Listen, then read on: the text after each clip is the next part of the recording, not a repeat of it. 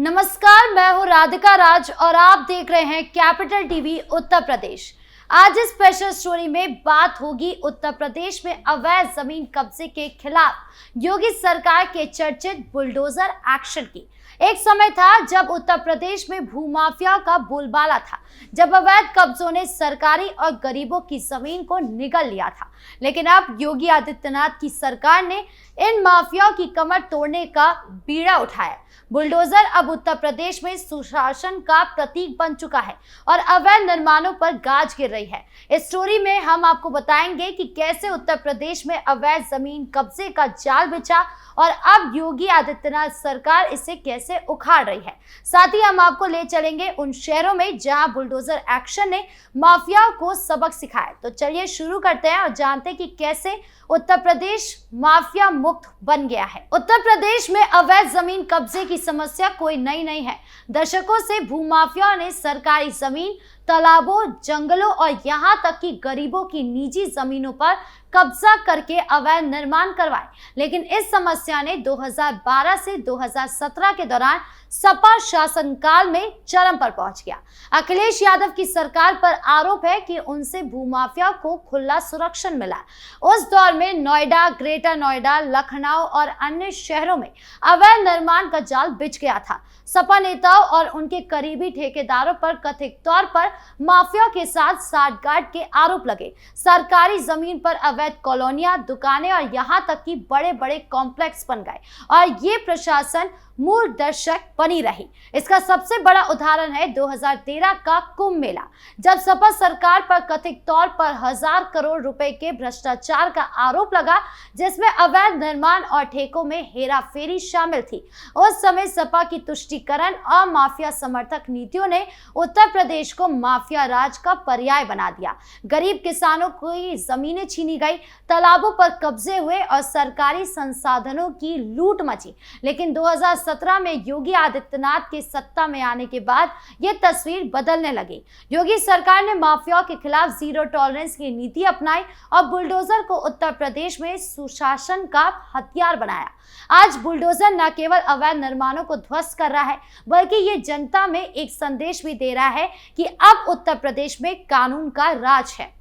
बरेली शहर में हाल ही में बुलडोजर एक्शन ने सुर्खियां बटोरी। यहाँ एक तालाब के पास नगर निगम की जमीन पर 12 अवैध मकान बनाए गए थे। इन मकानों को कुछ प्रभावशाली लोगों ने कथित तौर पर भूमाफियाओं के साथ मिलकर बनवाया था। तालाब, जो स्थानीय लोगों के लिए जल संरक्षण का महत्वपूर्ण स्रोत था, उस पर कब्जा करके माफियाओं ने न केवल पर्यावरण को नुकसान पहुंचाया, बल्कि सरकारी संपत्ति भी लूट ली। अब इसकी शिकायत प्रशासन तक पहुंची तो योगी सरकार ने तुरंत कार्रवाई की। नगर निगम के इन अवैध मकानों को ध्वस्त करने का नोटिस जारी किया और बुलडोजर चलाकर इन निर्माणों को जमींदोज कर दिया। इस कार्रवाई ने स्थानीय लोगों में एक सकारात्मक संदेश दिया, लेकिन कुछ लोग इसे गरीबों के खिलाफ कार्रवाई बता रहे हैं। यहाँ सवाल उठता है कि क्या मकान वाकई गरीबों के थे या माफियाओं के गरीबों के नाम पर सरकारी जमीन हड़प ली थी। बरेली में एक और घटना में 41 अवैध मकानों पर बुलडोजर चलाने की तैयारी है। ये मकान 20 सरकारी जमीन पर बने थे और प्रशासन का कहना है कि इनके पीछे भूमाफियाओं का हाथ है। योगी सरकार की इस सख्ती ने माफियाओं में खौफ पैदा कर दिया, लेकिन ये कार्रवाई सपा शासनकाल की याद दिलाती है, जब बरेली जैसे शहरों में भूमाफियाओं को खुली छूट थी। सपा नेताओं पर आरोप था कि ये अवैध निर्माण के लिए कमीशन लेते थे और सरकारी जमीनों को लूटने में माफियाओं की मदद करते थे। योगी सरकार ने इस माफिया राज को खत्म करने का संकल्प लिया और बरेली में बुलडोजर एक्शन इसका जीता जागता सबूत है। मेरठ में भी बुलडोजर एक्शन ने माफिया को कड़ा संदेश दिया है। शास्त्री नगर में एक अवैध कॉम्प्लेक्स पर प्रशासन ने बुलडोजर चलाया। इस कॉम्प्लेक्स को कथित तौर पर एक प्रभावशाली भूमाफिया ने बनवाया था, जो सपा शासनकाल में सक्रिय था। इस निर्माण के लिए न तो कोई अनुमति ली गई थी और न ही नगर नियोजन के नियमों का पालन किया गया था। जब स्थानीय लोगों ने इसकी शिकायत की तो पुलिस और मजिस्ट्रेट की मौजूदगी में बुलडोजर ने इस कॉम्प्लेक्स को ध्वस्त कर लिया। इस कार्रवाई ने न केवल सरकारी जमीन को मुक्त कराया, बल्कि ये भी दिखाया कि योगी सरकार माफिया के खिलाफ कितनी सख्त है। मेरठ में ये कार्रवाई सपा के उस दौर को याद दिलाती है जब अवैध निर्माण खुलेआम चलते थे। सपा सरकार पर आरोप था कि वो माफिया को संरक्षण देती है और अवैध कॉम्प्लेक्स और कॉलोनियां बिना किसी रोक टोक के बनती थी। योगी सरकार ने स्थिति को पूरी तरह से बदल दिया है। मेरठ में बुलडोजर एक्शन ने न केवल माफिया को सबक सिखाया बल्कि ये भी सुनिश्चित किया कि सरकारी जमीन जनता की सेवा के लिए इस्तेमाल हो। इस कार्रवाई ने स्थानीय लोगों में विश्वास जगाया कि अब उत्तर प्रदेश में कानून का डंडा सबके लिए बराबर है। उत्तर प्रदेश में बुलडोजर एक्शन की ये लहर केवल बरेली और मेरठ तक सीमित नहीं है। लखनऊ, नोएडा, गाजियाबाद और अन्य शहरों में भी अवैध निर्माणों पर गाज गिर रही है। नोएडा इंटरनेशनल एयरपोर्ट परियोजना के आसपास हाल ही में अवैध निर्माण का मामला सामने आया, जहां 2 गांव में माफियाओं ने सरकारी जमीन पर कब्जा कर लिया था। योगी सरकार ने तुरंत कार्रवाई करते हुए 90 लोगों के खिलाफ मुकदमा दर्ज किया और बुलडोजर चलवाया। ये कार्रवाई उत्तर प्रदेश की प्रगति की राह में मील का पत्थर है, क्योंकि नोएडा एयरपोर्ट जैसी परियोजनाएं राज्य की आर्थिक उन्नति का प्रतीक है।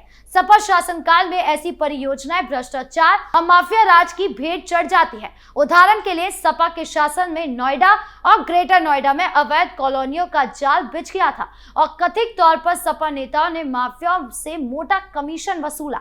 योगी सरकार ने इस माफिया नेटवर्क को ध्वस्त करने के लिए कड़े कदम उठाए। बुलडोजर नीति ने न केवल अवैध निर्माणों को हटाया बल्कि माफियाओं के हौसले भी पस्त किए। योगी सरकार का बुलडोजर एक्शन केवल अवैध निर्माणों को हटाने तक सीमित नहीं है, ये एक बड़े सामाजिक और प्रशासनिक बदलाव का हिस्सा है। 2017 के बाद से योगी सरकार ने माफियाओं के खिलाफ एक अभियान छेड़ा है, जिसमें भू माफिया, रेत माफिया और शराब माफिया शामिल है। सपा के शासनकाल में इन माफियाओं को कथित तौर पर खुली छूट थी। अखिलेश यादव का आरोप था कि उनकी सरकार माफिया को संरक्षण देती है और उनके करीबी नेताओं ने अवैध धंधों से अकूत संपत्ति बनाई। योगी सरकार ने स्थिति को पूरी तरह से पलट दिया।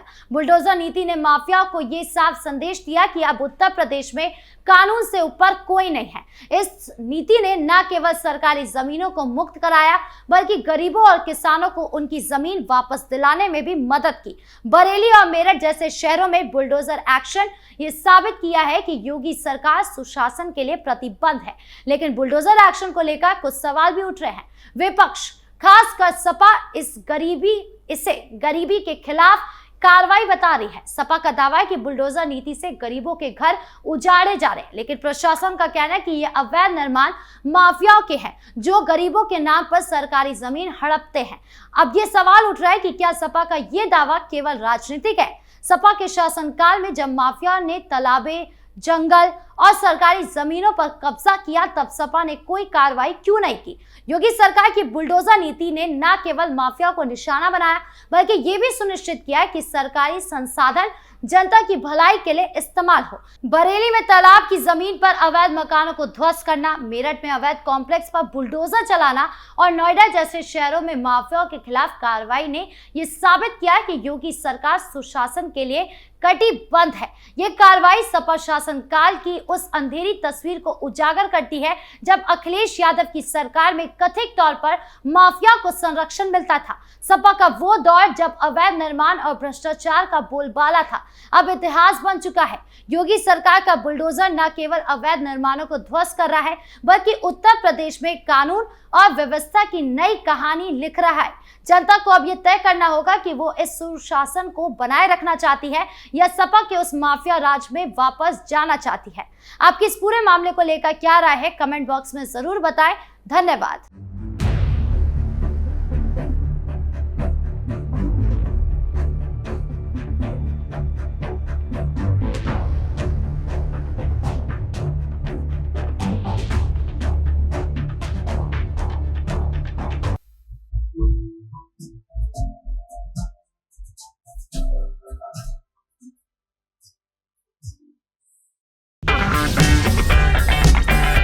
अगर आपको हमारा वीडियो पसंद आया हो तो इसे लाइक करें, हमारे चैनल को सब्सक्राइब करें और हाँ, बेल आइकन दबाना ना भूलें ताकि आप तक हमारे वीडियो की नोटिफिकेशन पहुंचती रहे। आप अपना सुझाव हमें कमेंट बॉक्स में दे सकते हैं। हमारे साथ जुड़ने के लिए शुक्रिया।